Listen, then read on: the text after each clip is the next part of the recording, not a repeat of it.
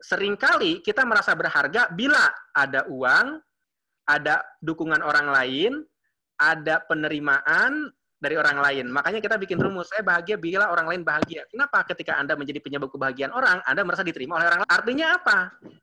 Dia merasa tidak diterima ketika belum membahagiakan orang lain. Nah, jadi dengan kata lain, itu sebenarnya sebuah indikasi luka batin sebenarnya.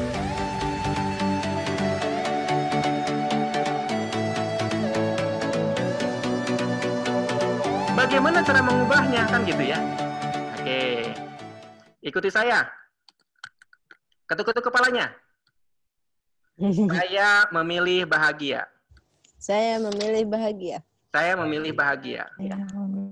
Saya memilih bahagia. Saya memilih bahagia. Saya memilih bahagia. Kemudian ke sini. Setiap hari saya bahagia. Setiap hari saya bahagia. Setiap hari saya bahagia. Setiap hari saya bahagia. Setiap hari saya bahagia. Kemudian ke sini. Ada saja hal-hal yang membahagiakan saja. Saya. Ada saja hal-hal yang membahagiakan. Ada saja hal-hal yang membahagiakan saya. Ada saja hal yang membahagiakan saya. Ada saja hal yang membahagiakan saya. Saya selalu bahagia. Saya selalu bahagia. Saya selalu bahagia. Saya selalu bahagia. Oke, Anda ke sini. Ini namanya titik-titik tapping ya. Anda bisa searching di internet, titik tapping, point tapping. Nah, kalimatnya, pokoknya yang intinya bahagia aja. Anda masukin, saya bahagia, saya memilih bahagia, jangan-jangan saya bahagia. Oke. Anda juga boleh niru di video saya. Video yang mana? Nah, kata-kata saya bisa, Anda boleh ganti dengan saya bahagia. Oke? Kata-kata saya bisa, Anda boleh ganti dengan saya bahagia ya. Tapi susunan kalimatnya sama. Anda searching ya. Saya bisa. Siapa? Oke? Kayak gitu. Nah, itu jadi kata-kata sugesti untuk mengubah pola itu. Jadi penting untuk merasa bahagia setiap saat. Oke? Nah, supaya bahagia gimana caranya? Bersyukur. Nah, supaya bersyukur gimana Anda menghayati pemberian Allah. Makanya ketika Anda bersyukur, kutambah nikmatku. Jadi bukan semata-mata alhamdulillah saya bisa ini, enggak. Sekarang saya tanya teman-teman semua, Anda katakanlah nggak punya duit, katakanlah nggak punya duit. Terus kata Rasulullah kan, sedekah itu ketika seseorang bersedekah maka akan ditambah rizkinya kan, begitu kan? Tapi Anda nggak punya duit, cuma Anda punya tenaga, kan gitu ya? Cuma Anda punya tenaga. Jadi gimana dong? Ya Anda boleh nyapu jalanan di depan rumah Anda, depan rumah loh ya, jangan jalanan yang jauh-jauh banget, jangan, nggak usah lah. Tapi kalau mau juga di jalan tol ya. Tapi poinnya maksud saya tuh, katakanlah jalan depan rumah Anda gitu, Anda sapuin gitu. Atau katakanlah Anda ke masjid, mohon maaf ya WC-nya kadang-kadang kan suka begitu horor gitu ya. Nah, Anda bikin sangat bagus lah dicuci, dipel, disikat, kurang lebih seperti itu. Itu kan satu sedekah juga gitu lah. Nah, kata Allah, maka itu akan jadi bukan kata Allah, kata Rasulullah bahwa kalau kita bersedekah maka akan ditambah rizkinya kan? Kayak gitu. Atau teman-teman semua, ini satu paradigma. Sekali lagi saya hanya berbagi paradigma kepada Anda. Ini perhatikan. Ketika seseorang meninggal, teman-teman semua, di sini,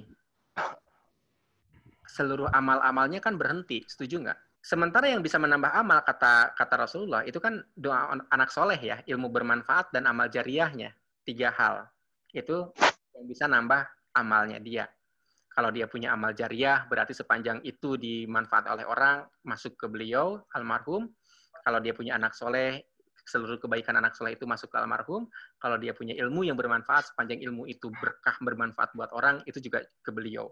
Nah, saya membayangkan ketika saya di posisi tidak punya uang dulu, yang kemudian kebiasaan ini saya masih pakai juga, kadang-kadang kita merasa, terus apa yang bisa aku lakukan gitu loh. Kadang-kadang kan kita ngomong gini, apa sih yang bisa aku lakukan dalam kondisi kayak gini? Kayaknya gue mentok deh, kurang lebih kayak gitu kan.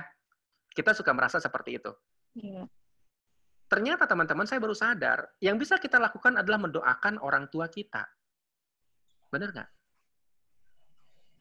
Setidak-tidak bisanya kita melakukan sesuatu, kita masih bisa mendoakan minimal buat orang lain. Buat siapa? Orang tua kita. Mendoakan orang tua kita. Ya kalau saya sih sholawat gitu ya. Tapi saya minta ya Allah ini pahalanya buat orang tua saya. Kurang lebih seperti itu. Jadi kalau diseriusin itu bisa sekian ratus kali.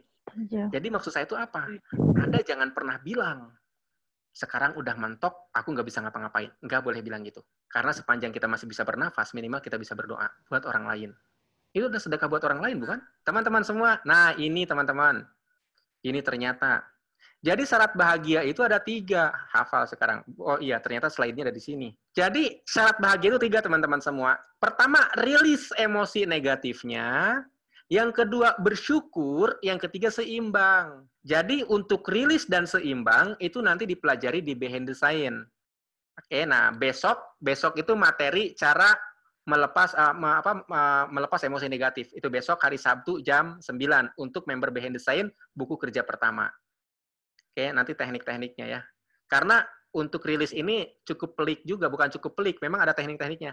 Jadi gini teman-teman semua, saya itu ditelepon oleh teman saya, psikologi Unpad, beliau yang mengajari saya analisa tanda tangan di awal-awal. Dan beliau ini sudah S3 sekarang. Nah, dulu dia partner saya dalam menganalisa tanda tangan. Dan sekarang pun dia nanya ke saya, karena saya kan nulis buku, lalu di Facebook sering aktif ya. Dia ngelihat Facebook saya, kemudian dia penasaran. Dia menganalisa diri sendiri berdasarkan analisa tanda tangan. Kemudian saya juga analisa. Dan dia mengatakan bahwa aku punya emosi negatif, tapi kayaknya bukan di 7 tahun pertama kehidupan, Yan, seperti kata kamu, dia bilang gitu ya. Tapi mungkin kayaknya sih di masa-masa setelah aku SMA, kayak gitu ya.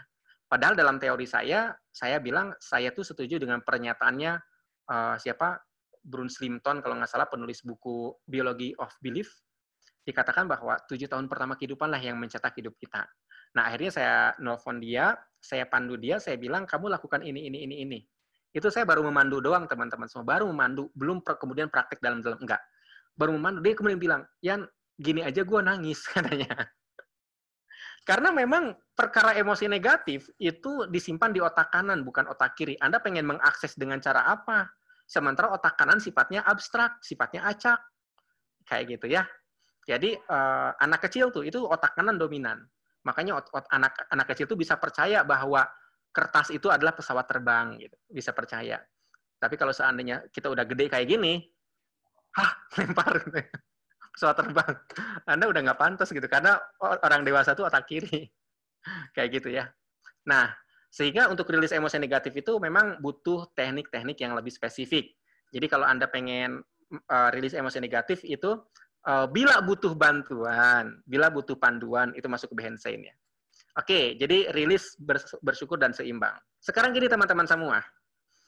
Hal yang pertama yang membuat kita kemudian tidak merasa bahagia adalah bahkan kita tidak merasa berharga dengan diri sendiri.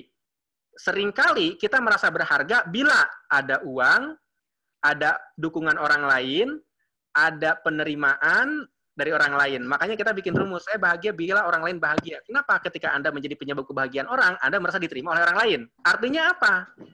Yang merasa tidak diterima ketika belum membahagiakan orang lain. Nah, jadi dengan kata lain, itu sebenarnya sebuah indikasi luka batin sebenarnya. Nah, jadi bagaimana cara kemudian kita supaya menghilangkan itu? Maka kita mesti merasa diri sendiri diterima. Nah, siapa yang bisa menerima diri Anda? Anda sendiri.